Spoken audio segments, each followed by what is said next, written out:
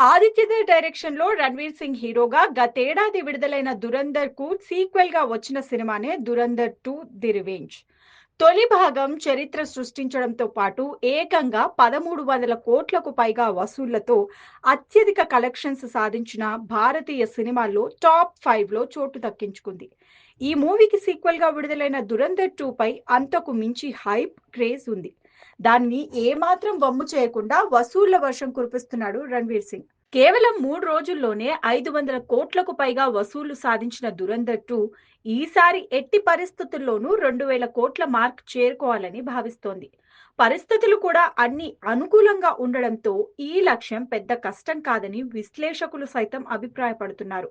ఇక అన్నింటిలోకి విశేషం, pan India సినిమాల దెబ్బకు హిందీ పరిశ్రమ గడగడలాడిపోతున్న దశలో దక్షిణాదిపై సునామీలా విరుచుకుపడింది దురందర్ 2.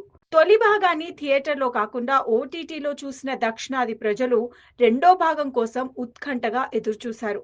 ఆదిత్యధర్ టేకింగ్, రణ్వీర్ సింగ్ యాక్టింగ్, కథ, పాటలు, బీజిఎం, సాంకేతిక వర్గం కృషితో దురందర్ 2 సినిమాకు నార్త్ సౌత్ అన్న తేడా లేకుండా ప్రేక్షకులు బ్రహ్మరథం పడుతున్నారు.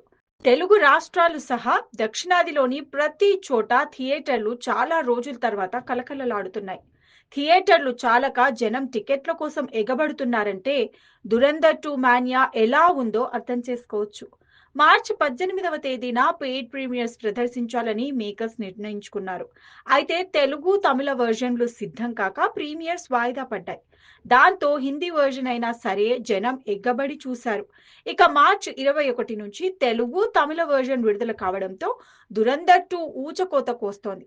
ఆదిత్యధర్, రణ్వీర్ తో పాటు దురందర్ 2 చిత్ర యూనిట్ పై సామాన్యులు, సినీ ప్రముఖులు ప్రశంసల వర్షం కురిపిస్తున్నారు.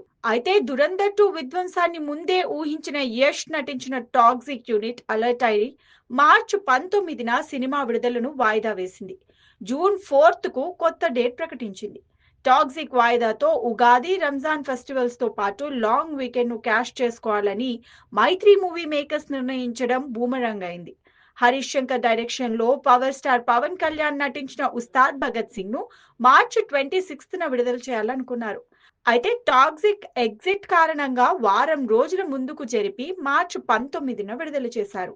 ఇక మార్చి 18న దురందర్ 2 ప్రీమియర్స్ పడగా పవన్ మూవీకి తెలుగు రాష్ట్రాల్లో ప్రీమియర్స్ ఆ తర్వాతి రోజున పడ్డాయి. మిక్స్డ్ టాక్ కు తోడు దురందర్ 2 ప్రభంజనం తాలూకా ఎఫెక్ట్ ఉస్తాద్ పై గట్టిగా పడింది. తొలి రోజు పవన్ చరిష్మా కాపాడినప్పటికీ రెండో రోజు నుంచి ఉస్తాద్ భగత్ సింగ్ కు దురందర్ సెగ గట్టిగా తగిలింది. తెలుగు రాష్ట్రాలతో పాటు ఓవర్సీస్ లోనూ పవన్ కళ్యాణ్ కు రణ్వీర్ సింగ్ గట్టి పోటీ ఇస్తున్నాడు. మార్చి 21 నుంచి దురందర్ తెలుగు వర్జన్ అందుబాటులోకి రావడం ఉస్తాద్ ను మరింత దెబ్బతీసి కలెక్షన్స్ దారుణంగా పడిపోయేలా చేశాయి. శని, ఆదివారాల్లో అడ్వాన్స్ బుకింగ్ విషయంలోనూ దురందర్ పైచేయి సాధించింది.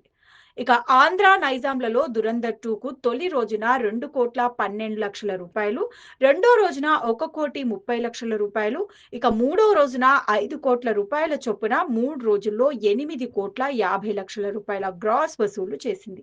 ఆదివారం నాటి కలెక్షన్స్ తో రణ్వీర్ సింగ్ మూవీ 15 కోట్ల రూపాయల మార్క్ చేసుకునే అవకాశం ఉందని ట్రేడ్ పండితులు అంచనా వేస్తున్నారు.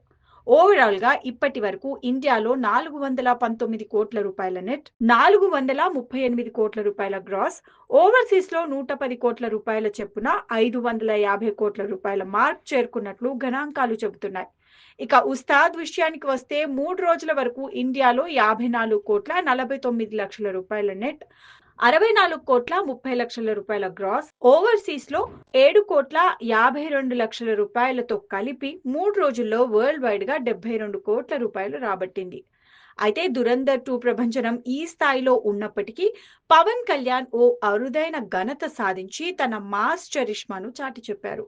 ఉస్తాద్ భగత్ సింగ్ కు బుక్ మై షోలో 10 లక్షల టికెట్లు అంటే 1 మిలియన్ అమ్ముడైనట్లు చిత్ర నిర్మాణ సంస్థ మైత్రి మూవీ మేకర్స్ తెలిపింది.